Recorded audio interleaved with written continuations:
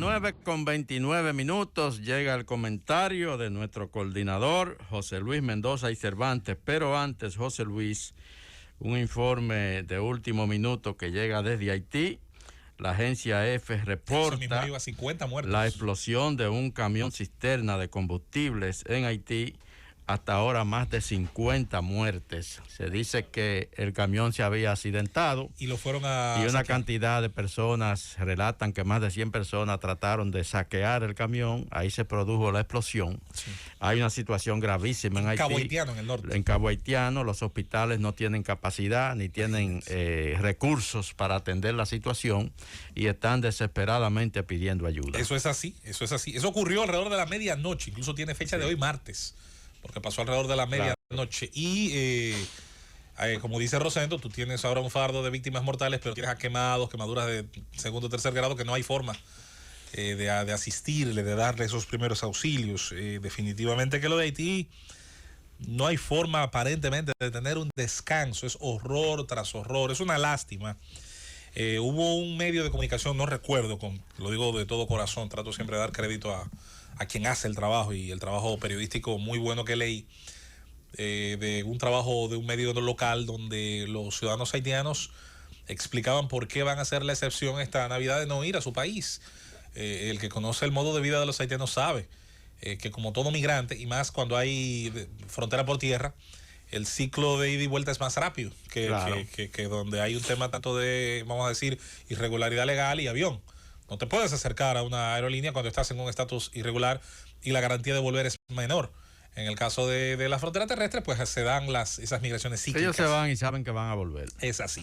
Es una situación que incluso ellos mismos, producto también de las informaciones que reciben tanto desde aquí como las que reciben de sus propios familiares a través de los medios de comunicación, pues les mantienen alerta, les mantienen preocupadísimos. ¿Quién no lo va a estar teniendo a sus hijos, a su madre, a sus hermanos en una situación como esa? El lado humano, la vertiente humana de esa tragedia, yo creo que incluso al más nacionalista de los dominicanos, al que tenga el discurso más duro en relación a Haití, a su diáspora, yo creo que le sensibiliza, porque es una situación donde nadie quiere verse y es una situación que es bueno recordar que en tanto pueda algún día llegarse a niveles de solución de mínima estabilidad, el primer beneficiario, hay que decir lo que va a ser después de Haití, la República Dominicana. Miren, señores, yo desconozco, no tengo el privilegio de conocer al diputado Juan José Rojas. Si se me parara ahora mismo al lado, yo no sabría identificarlo. Pero este diputado, que tengo entendido pertenece al Partido Revolucionario Moderno, podría ser del PLD como podría ser de cualquier partido. Tiene una iniciativa que yo pienso que debemos apoyar. Al menos en mi caso, le voy a dar apoyo desde aquí siempre, todo el tiempo. Y tiene que ver con eliminar, dentro del artículo 7 de la ley 253-12, cuando se intentaba buscar más formas de gravar la riqueza que crean los dominicanos, se agregó en ese artículo un impuesto al ahorro. En República Dominicana, dentro de las cargas impositivas existentes, dentro de las que son lógicas y las que no, ¿qué se carga? Bueno, se cargan rentas a los artículos que tienen valor agregado. Ese es el ITEVIS, que con algunas excepciones. Se le grava impuesto a la renta, que es el beneficio neto que obtiene las personas físicas y jurídicas de su actividad comercial.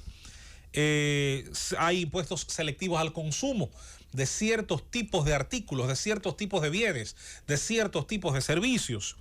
Hay un impuesto al patrimonio inmobiliario, el famoso IPI, que yo entiendo que habrá no que eliminarlo, sino revisarlo y tal vez agrandar un poco más, flexibilizar los tipos que hoy existen. Bien, me parece que se necesita entender que ha cambiado la realidad del dominicano y que hoy dominicanos que todavía están dentro de las fases de clases medias, así sean clases medias altas, han podido con mucho esfuerzo llegar a unos niveles de propiedad inmobiliaria que a mí me parece no se pueden desincentivar, creo, todo lo contrario. Luego están los impuestos al vehículo de motor, entre otras tasas que tiene la República Dominicana.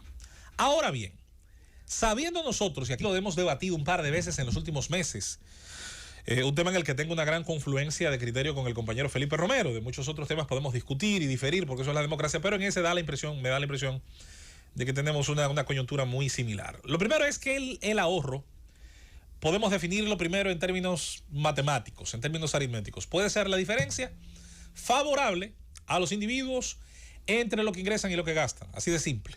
Usted ingresa una cantidad X y gasta un poco menos que X, y esa diferencia entonces la puede traducir a ahorro. Luego ese ahorro puede traducirlo en inversión, puede traducirlo en consumo, en lo que usted desee. Podría también verse de otra manera.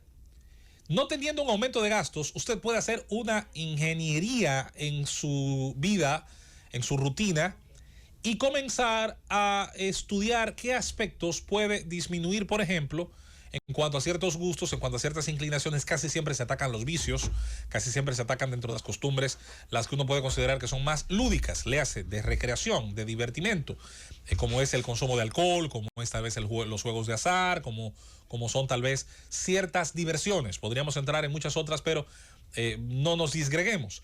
Casi siempre se entiende que el sacrificio puede empezar de esa manera. En ese sentido, quienes podrían hacerlo, porque siempre hemos estado contestes de la imposibilidad que tiene una parte muy vulnerable de la población, entonces a esa parte se le suele en las enseñanzas, en la capacitación financiera, que algunos a veces reciben en sus empresas, que muy pocos reciben, pero que una parte de la población ha estado recibiendo en los últimos años, a veces de las propias instituciones bancarias. Entonces, ¿cómo vamos a incentivar esa costumbre, esa cultura de la que carecemos enormemente? Si cuando vamos y colocamos, y yo recuerdo una señora una vez que vino aquí a la Z, y recuerdo un comentario de uno de nuestros compañeros queridos de la tarde, Esteban Delgado, nuestro saludo y abrazo a Esteban, que es un periodista formado en el área económica y que tiene una capacidad extraordinaria siempre de hacer aquí comentarios y conclusiones de orientación en ese sentido. Bueno, Esteban una vez le hablaba del caso de una señora que le preguntaba a él: ven acá, yo tenía un dinerito en una cuenta de ahorros, pero resulta que volviendo un tiempo después, pensando que lo tengo seguro, me encuentro un monto mucho menor. Ocurrían dos cosas. Estaba pagando un arbitrio, un impuesto al ahorro, pero también estaba pagando unas cargas, unas tasas que la propia banca le imponía. Y ahí entran los elementos a los cuales la educación financiera ayuda. Este diputado, al amigo Juan José Rojas, y por cierto, desde aquí mi saludo también al joven diputado Montaje de San Cristóbal, que sé que tiene en preparación también un proyecto de ley que va de alguna manera a tratar de buscar los resquicios por donde podemos ayudar a las pequeñas empresas, medianas empresas y a los emprendedores que buscan crear microempresas a encontrar menos barreras de salida, a encontrar menos obstáculos en el inicio. Bueno, esta ley 253-2 en su artículo 7 bien puede ser el inicio de ese tipo de políticas. Hemos señalado otras veces el famoso anticipo, que también insistimos, es sobre todo para empresas de primer año una carga innecesaria, que por demás se había hablado de que iba a ser temporal, como muchas otras cosas que terminan siendo eternas en la nación dominicana y que se anuncian que tendrán un tiempo determinado, pero que luego terminan quedándose como por costumbre, y que es muy fácil tratándose de cargas, que es muy fácil tratándose de figuras impositivas. Lo difícil es lo otro, lo que está usted haciendo, señor Rojas, que le felicito. Ojalá que usted pueda este proyecto que está presentando socializarlo correctamente. De mi parte trataré de darle seguimiento, porque en nuestro país hay que hablar en términos aritméticos. ¿Cuál es el principal escollo de una empresa con 5, 10, 15, 20 empleados? Bueno, muchas veces es la capacidad de endeudamiento. El endeudamiento, tanto para las personas como para los países, por ejemplo, ¿qué lo genera? La productividad. La productividad es la mejor forma de usted llegar a la banca, y siempre ponemos ese ejemplo cuando hablamos a veces de la deuda externa de los países, porque en la República Dominicana mucha gente le maravilla, a veces le indigna, dependiendo de la situación política, el tema del nivel de endeudamiento. Bueno, la productividad de este país tiene 20 años aumentando. Y bien o mal, y aunque critiquemos el uso muchas veces se le da ese endeudamiento para las agencias de riesgo, hay que decir que también ese techo ha aumentado en los pasados 20 años. Y eso es algo bueno, más allá de que tenemos que seguir siendo vigilantes de lo que se hace con ese endeudamiento. Bueno, además de que es importante que las personas físicas y jurídicas que participan en la economía tengan capacidad de endeudarse, de tomar, si es para sus hogares, un electrodoméstico, si es para su empresa, equipos, sería tan importante como hablar de niveles sanos, tal vez de endeudamiento, hablar de la promoción del ahorro. Y esto, que en un país como este exista impuesto al ahorro, cargas impositivas al ahorro, no es más que una enorme contradicción de una nación que debe intentar que sus ciudadanos vayan por ese otro camino. Un gran ejemplo de ello, las sociedades que hoy son del primer mundo, en el sudeste asiático, en el extremo de Asia Oriental, que no siempre fueron del primer mundo. La Corea del Sur, que hoy es un país con una potencia extraordinaria en términos industriales, que tiene uno de los mejores niveles educativos del mundo, siempre sale 3, 4, 2, a veces hasta 1 en el informe PISA, era en un momento dado una de las sociedades más pobres del continente asiático cuando terminaba en 1953 la guerra o cuando se firmaba el armisticio y comenzaba a vivirse en paz pero en mucha pobreza, y los ciudadanos de ese país pues tuvieron que tomar decisiones drásticas de qué tenían que hacer para generar con trabajo duro la riqueza de la que hoy disfrutan una gran cantidad de sus ciudadanos. Bueno, esas sociedades, eso pasa incluso en la China popular de hoy, tienen una gran tendencia al ahorro. El último dato que había visto es que era que en promedio un hogar chino ahorraba hasta el 40% de sus ingresos. Y eso, señores, es una barbaridad. Cuando en América Latina, cuando en países del tercer mundo, esos porcentajes están increíblemente por debajo, increíblemente por el suelo. Por supuesto, entran ahí aspectos del costo de la vida, el índice de precios al consumidor en nuestros países tiende a descontrolarse, sobre todo en momentos de inflación como el que hemos vivido en estas épocas recientes, pero insisto, no se trata del momento puntual, hablo de la cultura del ahorro. En un momento en el que el mercado hoy ofrece más que nunca herramientas de endeudamiento, lo que yo digo no es malo si lo vemos desde el punto de vista de que la productividad, los salarios puedan pagar ese endeudamiento, las tarjetas de crédito, los préstamos para tomar ciertos productos, ciertos enseres del hogar. Sin embargo, tenemos que ser en estos, insisto, drásticos. Hicimos este comentario, hará cuestión de un par de semanas atrás, sobre la necesidad que nosotros vemos de integrar ¿por qué no?, al material educativo, a la oferta educativa pública, porque ya gran parte de la oferta privada lo hace. Ese estudiante que va a salir siendo bachiller, Rosendo, compañeros, Nayib, Manuel, Felipe, Julieta, no solamente Aníbal, debe salir sabiendo matemáticas, ciencias naturales, ciencias sociales, e inglés, entre otras cosas. También es importante que conozca la importancia de ahorrar, que conozca cuáles son las características de los productos financieros que la gran mayoría de nuestra gente utiliza. Así que pienso que este tema, que suele pasar desapercibido, que suele pasar entre las sombras, que yo creo no va a tener tal vez una acogida muy popular, pero a mí me parece importante. Yo creo que el diputado Rojas ojalá pueda encontrar ayuda y apoyo incluso más allá de los colores partidarios, porque este es un tema que afecta al más común de los dominicanos, que se pregunta, bueno, pero ¿y cuál es el premio a la disciplina de quien, tratando de no gastar todo lo que ingresa, sobre todo si puede? Y yo insisto que es un tema casi siempre dirigido a las clases medias, en sus fases quizás más bajas. ¿Cuál es el premio de quienes hacen ese esfuerzo? Si lo primero que se van a encontrar también es una figura impositiva. Por poco que sea ese porcentaje, es una riqueza que bien podría quedar en los bolsillos de los ciudadanos que han hecho primero el esfuerzo de trabajar, de crear esa riqueza, de no caer en la tentación de consumir más de lo que llega a su bolsillo, y luego el Estado, revisando este tipo de políticas, atendiendo este tipo de propuestas que ya está, que bueno, en el legislativo, y que, yo insisto, falta mucho más por revisar, señores diputados, falta mucho más por ver, falta mucho más por diseñar un estado de cosas donde emprender negocios, donde arriesgarse, donde agrandar las empresas que ya se tienen, donde generar empleo en ese tejido productivo mediano, pero sobre todo en el ahorro, porque el ahorro precede, Felipe, a la inversión, a la producción y al gasto. Pero hay un elemento, y yo estoy totalmente de acuerdo con tu juicio, que mientras la sociedad, uno va por lo menos con esa quimera, con esos sueños, con esa idea, con esa utopía. Por otro lado, tú tienes una sociedad agresiva de consumo. Y hablamos por ejemplo, de la educación. Del ejemplo del caso de los muchachos de Baní, y lo exponíamos en blanco y negro. 1.200.000 pesos para un viaje por un maldito espejismo. ¿Tú crees que una gente con educación, algo de educación financiera, con ese capital, no pensaría distinto? ¿Qué tú no produces con 1.200.000 pesos en este país? Si tienes la información correcta y la formación correcta. La generación de riqueza que tú puedes generar, que tú puedes crear con 1.200.000 pesos. Es por eso. Entonces tenemos una sociedad de consumo que no importa que te endeude, no importa hacia donde tú vayas, no importa, bueno, cuando tú ves aquí, por ejemplo, que el gran logro del sistema financiero dominicano es decir, que vendimos miles de millones de pesos ¿cómo se llama? En una feria. En una feria de consumo.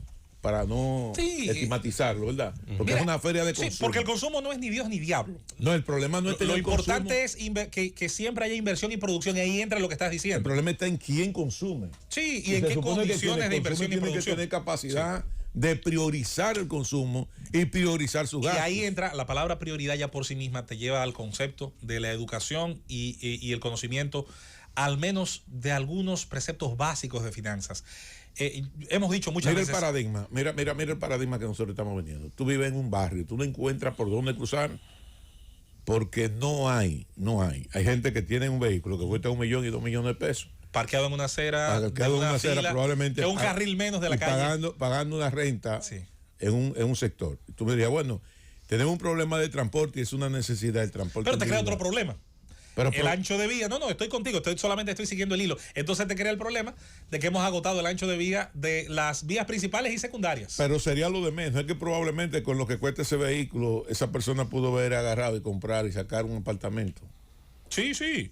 Óyeme, con lo que te cuesta, ahora mismo aquí, con lo que te cuesta un vehículo usado, 300,000, 400,000 o 500,000 pesos. No, y súmale. Es el inicial y tú pagas incluso menos.